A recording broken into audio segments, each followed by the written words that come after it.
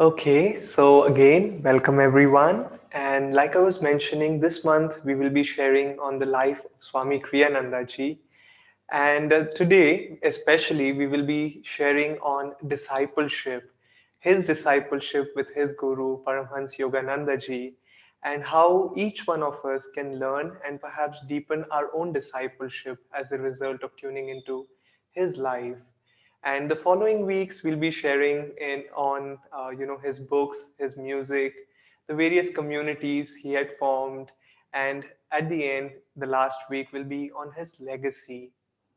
But now coming to discipleship, which is the first subtopic, you might say, in his life. And it's interesting. I was thinking that we ended up talking about discipleship or picking discipleship first, because in one way, you could say that yes, he accomplished many, many things in his life. He wrote 150 books, 400 pieces of music. He founded communities on three continents, which is America, Europe, and in India. And he gave, I don't know, thousands and thousands of lectures also. And these are just a few things, but also at the same time helped so many souls on their path to self realization. So, yes, he had a lot of outer accomplishments in his life. But one thing which he used to often refer to, if there was something he would like to be remembered as, is if he was a good disciple, that he was a good disciple. And that is, in some ways, you could say that that was the cornerstone of his life. And that would be the cornerstone of every devotee's life who wants to sincerely reach out to that divine goal which we all are aspiring towards. Why is that so? Well, one thing he would say again often is that he's written all these books, all these pieces of music, but in truth, he hasn't done anything, he would say, Swami Kriyananda ji. And he has done all that because he let his guru do it through him. And I was listening recently to a talk of his on discipleship, and I think this talk was recorded perhaps, or he gave this talk during his discipleship anniversary, which comes on September 12th.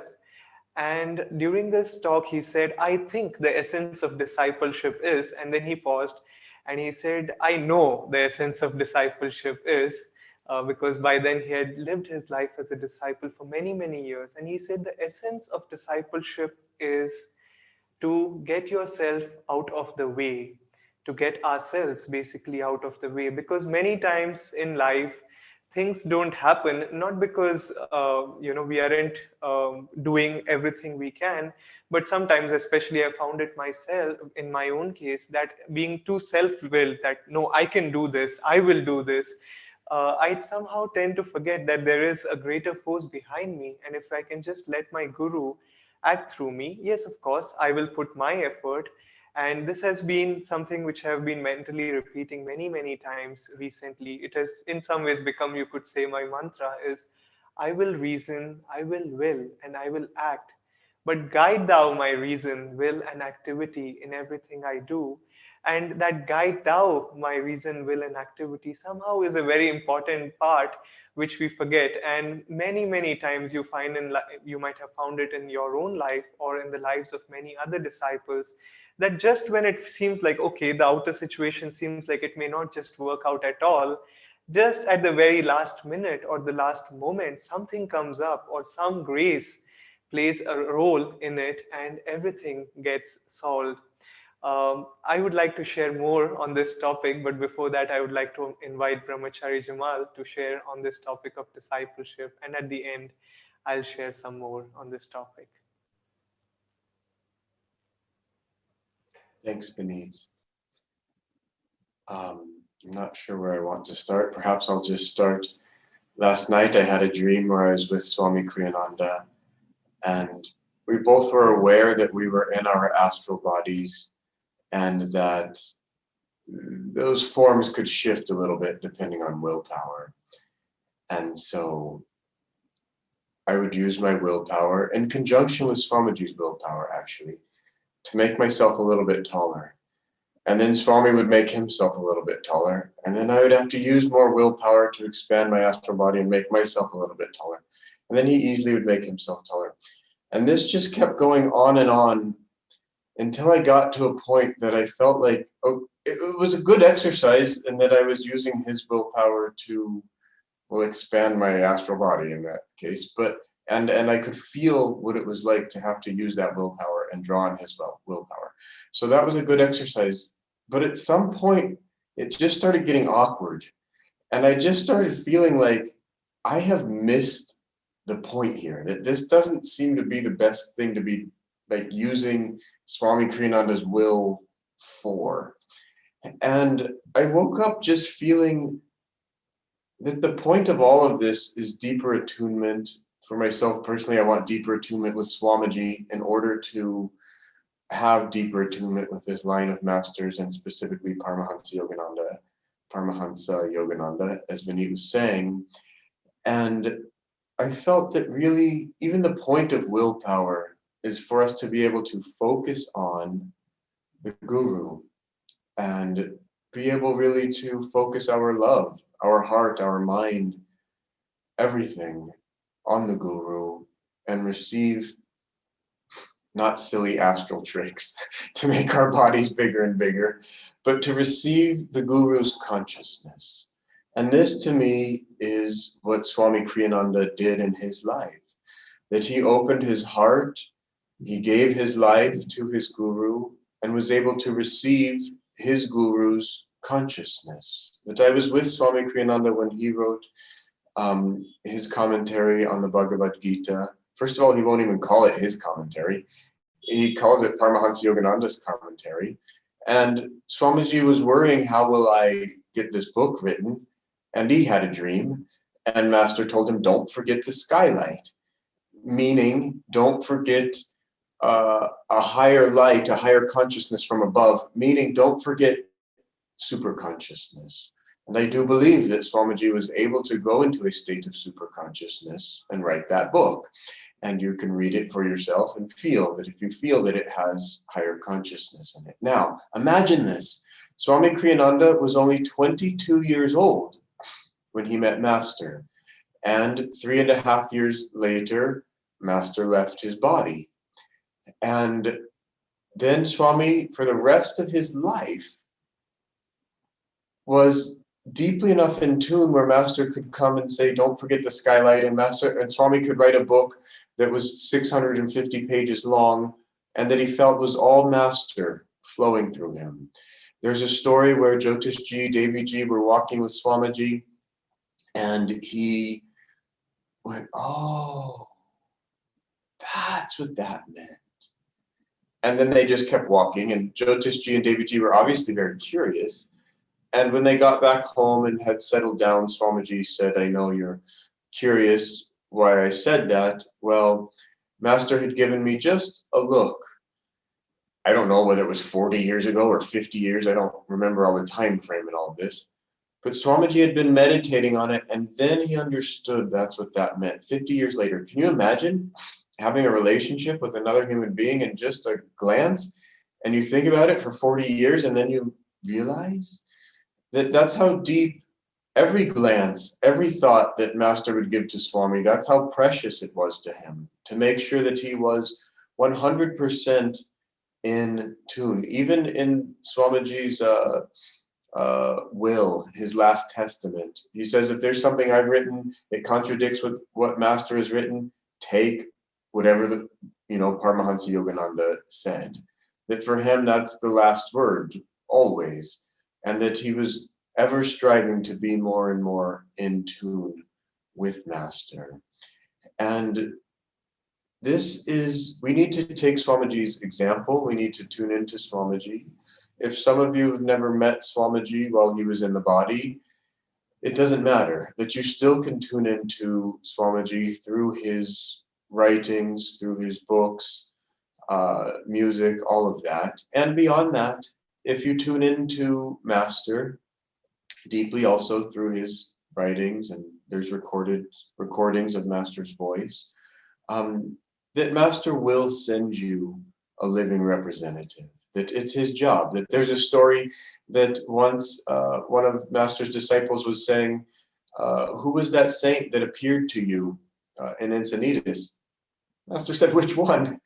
And then so many come, I don't know which one you're talking about, that it's his job to take an avatar's job, and especially the avatars of this order, is to say, okay, this guru, you go there, you go there. You're a saint, you don't even want to be called a guru, but you go over there and help these people, and you go over there. That you know that Sister Ganamata, she had disciples, but it wasn't even spoken about when she was living in Paramahansa Yogananda's ashram, that there was no need even to talk about it. She knew what was going on. He knew what was going on. If the other people didn't know what was going on, no big deal. Why talk about these things? Anyways, point of this is Master will send you a living representative, a living guide, the living link. If there's always an if in this world. There's always that little asterisk, and then there's read the fine print below. Here's the if. If you're willing to do the work. Are you willing to do the work? You might think, well, yeah, I want the good stuff. I want samadhi. Are you willing to do the work? The work is not easy. The work is on yourself. The work is saying, yes, I will meditate every day. Yes, I will try to be more in tune. Yes, I will learn how to control my reactions. Yes, I will realize I'm not important at all. At all. I'm nothing. I'm nobody. And these are not easy steps to take. But if we really want God and we're willing to do the work of untying enough of this karma that lives in our spine so that enough light can come through, that we can use that will of the Master to send our ego into a consciousness of infinity, to banish it forever, then the Guru will come and that he will give us that strength, that power, that we cannot do it on our own. Swamiji's life is so beautiful to tune into because he wasn't perfect. He made mistakes. He gives us the feeling that we too, we can become saints if we will cling to the Guru's feet and do the Guru's will up until the end of our lives. And Master told Swami that he would not have samadhi, he wouldn't have liberation. I don't remember the exact words, and so don't even listen to me. Do tune in and find those exact words, but that God won't come to you until the end of your life. That was the exact words. Now, how you want to interpret those is up to you. But Swamiji had to work his entire life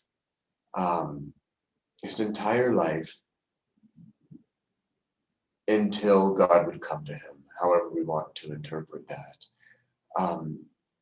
And Master told Swamiji, your life is to be one of intense activity and meditation. And those of us who follow in Swamiji's footsteps, in some way, not all of us, but many of us, and in some way anyways, that will be our duty as well, that we have a worldwide work. There's an entire planet that's suffering right now. And there's people who don't even know that Paramahansa Yogananda exists. They don't even know that ancient teachings have been reinterpreted in a way that makes absolutely so much sense and is so beautiful. There's so many people who don't know. Swami used to say Ananda is the best kept secret. They don't know the beauty and the harmony that exists in the communities that Swamiji set up with Master's grace. Speaking of that, there's a small little part of Ananda village called Ayodhya. And one night Swamiji was sitting up on a hill and looking at the lights over Ayodhya. And a thought came to him, I did this. All these lights where before there was darkness. And then his next thought was, do you like that thought? I did this? I thought, no, I don't like that thought. And then he said, and I never had it again. That no matter what he was doing, all the actions in this entire incarnation, he never thought, oh yeah, look at me, I did that. That he knew that it was Master doing it through him, and he could tune in ever more deeply. And this is how good things are done in this world, is when we ask God what's trying to happen here, when we have zero attachment, when we don't want to do any of our own will, and when we are simply channeling the will of the Guru and taking the necessary steps in order to accomplish his will. This is how we do beautiful things on this planet. This is how we can all cooperate.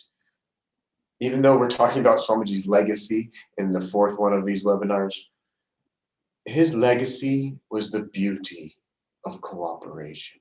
It was so beautiful. It's still so beautiful today, of people who know how to cooperate, how Swamiji showed people how to cooperate. I've told this story 100 times, but it never ceases to amaze me that we would struggle at the Ananda Pune ashram, at the land there, trying to build a community when Swamiji was away in America. And there was a small group of us, and we would just give it everything we had just to keep things going and to be serving guests and all of that. Swamiji would show up. Suddenly 50 people more would show up, and suddenly we weren't having water problems there. Suddenly the electricity was just working. Suddenly there was people showing up saying, how can I help serve the guests? I just want to serve. And I always wanted to make an Excel spreadsheet and tell this person, now this is your job and this is your job, and you go do this. And somehow none of that ever seemed to work. And Swami just showed up and he's like, I'm not in charge. I don't know. You do what you want to do. I don't know. I'm not in charge here. And everyone's begging to serve him and saying, I'll do absolutely anything.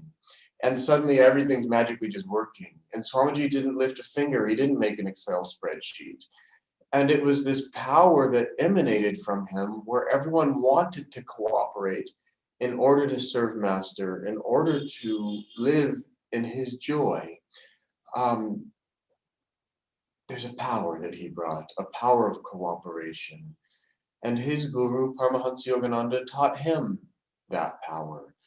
And it's important for us to tune into Swami's life on every level and see how he gave Master his discipleship. Remember that when Swamiji came to Master, the first words were, Sir, I want to be your disciple. And Swami thought he would never say that to any human being, but somehow that just came out. And I'm sure, I know, in fact, that Swamiji had been Master's disciple many, many times before. In fact, I know many of Swamiji's past lives, not through any hocus pocus inward, I see this in meditation or something, but simply through studying Swamiji's lives or his writings, and you catch a little, he says this little thing here, and then he says this little thing over here. And by studying it all, that I've come to know many of them. And that's my desire, to be in tune with him. Now, here's a very interesting point. There's all of these recordings of Master. Swamiji never even listened to those. He never even read Master's books. But his attunement was of a completely different order. Now, wait, I urge you to read the books and listen, that we didn't get the touch from Paramahansa Yogananda as Swamiji did. We didn't live with him for those years. So it's important for us to attune ourselves in that higher way. But, as you read the book or as you listen to that, there might come a moment where you just feel the grace. Put the book down, press pause on the audio recording, and use that as a channel to go to that space that Swami always lived in that deep inner attunement with Master. Inner attunement with Master is inner attunement with God. The Guru is God. And that's inner attunement with your own higher self, with who you truly are. And this is the Guru's job, to help us remember, help us realize who we truly are. And so most people come to a guru and they say, Guruji, give me this. My daughter needs better exam scores so that she can do this. Guruji, give me this, give me this. And if he's a true guru, okay, or maybe not this because it's not good for you, but how about that? But how many people come, and this is what Swamiji said. He said, what can I give you? I'm willing to give you everything, absolutely everything. This is the attitude. And when we have that attitude, the Guru will come in. He'll absolutely come in, and he'll change our lives around 180 degrees, and we'll be floating on the breeze of bliss. And we will just have so much joy, we won't even know what to do with it. I'll tell you one short thing, maybe. And that is, I'll tell it. I was at a satsang with Swamiji, and after that satsang, I literally felt like I was a vessel, a cup, a vessel. And I literally felt joy, like just flowing out, too much joy. I didn't know what to do with it. And at the end of the song, I had to give it to somebody. And I just started, hey, hi, how are you? What's your name? I've never seen you before. And I was just seeing how can I keep a conversation going. And in the inside, I was saying, Swamiji, give it to them. I can't handle this much. Swamiji, give these blessings, give your joy, give your joy. This is too much. And that is what comes as we attune with the Guru, so that by the end of our lives, we can be like Sister Gyanamata and we can say, too much joy, too much joy. And that's what's coming to all of us if we will attune ourselves to Swamiji and to God through Master. I need to hand it back over now to Vineet. Thank you, Jamal. And I wasn't sure where will I pick it up from, but since Jamal had shared this experience of being in Swamiji's presence and just feeling like a vessel, and that he wanted to just share that blessing with everyone, these words from the discipleship vow, which many people take before they take their Kriya initiation, came to my mind, and I thought, why don't I just read it? So, this is a part of the discipleship vow, and it reads, accept me into this family of self realization, and make me also through them an instrument of thy blessings. So, a part of discipleship is not only just about what do I want, and as like Jamal was saying, Guruji, give me this, give me that, give me this. And a part of discipleship is also equally about sharing what we receive. And it may not even be about, you know, getting up on stage and talking. It may not even be about writing a blog, which is a wonderful seva to do also, or it may not even be about, giving a class on Zoom. It may just be even a look or a smile or, just an act of kindness. And there are very few people who, really exhibit higher consciousness in this world. And a lot of things which Swamiji did in his life, of course, he wrote these books, music, and everything. But some of the times when he touched people in their lives, it did not even have to do with, might not even have heard a lecture of his. He might have been just passing through the street, which Jamal was once mentioning that Swamiji was working with Jyotishan Devi ji. And he would go for walks, and there would be shopkeepers who would be waiting for him, that he would, come in to their store and pay a visit to them or talk to them. And there is an incident which comes to my mind when Swamiji would had gone to this store or a shop where he wanted to buy a hat or something of that sort, and he asked the storekeeper, he asked her, which one do you recommend? And she was just like, I don't care, people just buy and I give them whatever they want. And Swamiji just, corrected her, not necessarily in the form of correction, but essentially like what a kind of life it is if, if you have to live your life according to that, just every day, you don't care about when people come and go. And then the person shifted, and the next time when Swamiji visited, this person was just so keen, and it had changed her life, and was so keen to look at Swamiji and just greet him, and how it had changed his life. Just little incidents, and there are many stories, but there was a time when Swamiji had gone to a store, and the storekeeper was just, as many people can be, had a very Vaishya consciousness, a merchant consciousness. And but he was just like, oh, what can I get? And he charged maybe more or whatever, and he really liked this pen which Swamiji had. And he was just looking at it, and Swamiji just gave it away. And I'm sure this person held it together in his life and would remember this. And just one, we were just talking about this, Jamal and I, when we were having lunch today or yesterday, I don't remember. But there's this wonderful chef in Pune who, used to serve Swamiji his meals when he would basically visit this restaurant. And after Swamiji passed away, he did not know whom to connect with, but a group of Guru Bhais ended up, going to the same restaurant, and they saw this astrological bangle in someone's hand.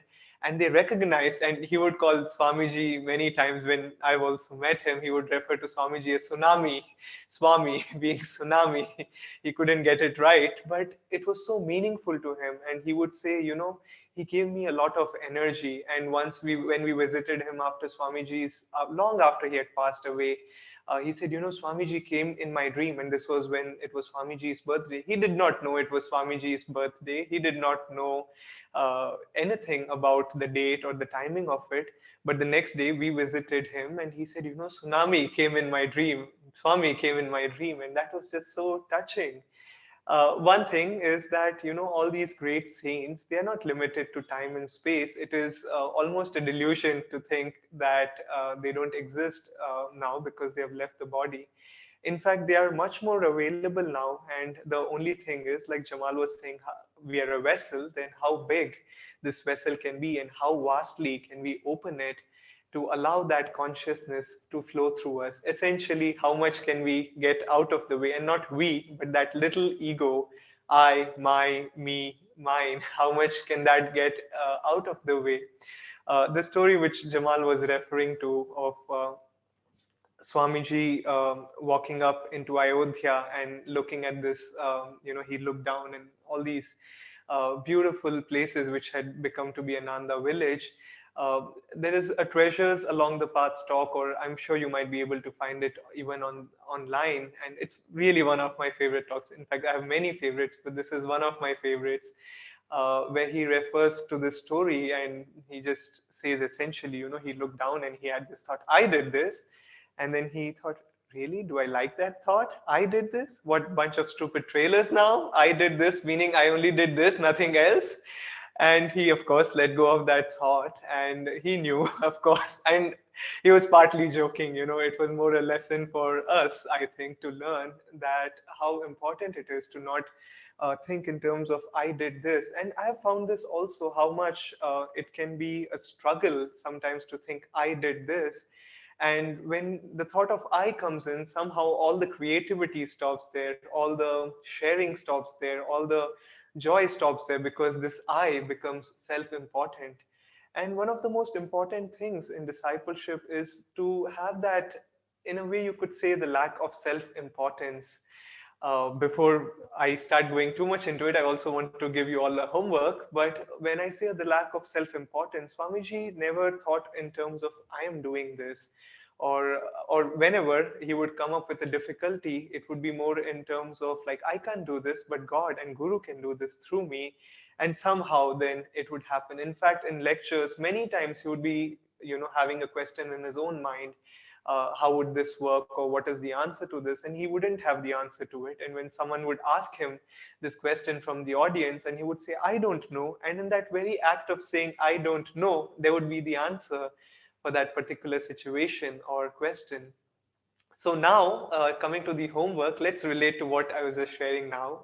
That see if you can let go of yourself, and you can get out of the picture in this coming week, and see how the divine, how Swamiji, how Paramhans Yogananda ji, or your Guru, if this is not your path, can act through you in little ways. And see that even maybe in your meditation, don't meditate alone. See if they can meditate through you. When you're chanting, don't chant alone, chant with them, chant, of course, to them, but also through them. And try to have a presence of the masters, and act as though that they are not far away, that they have passed away or left the body, but they are with you right now. So this will be your homework. Experiment with it, and then we will meet you next week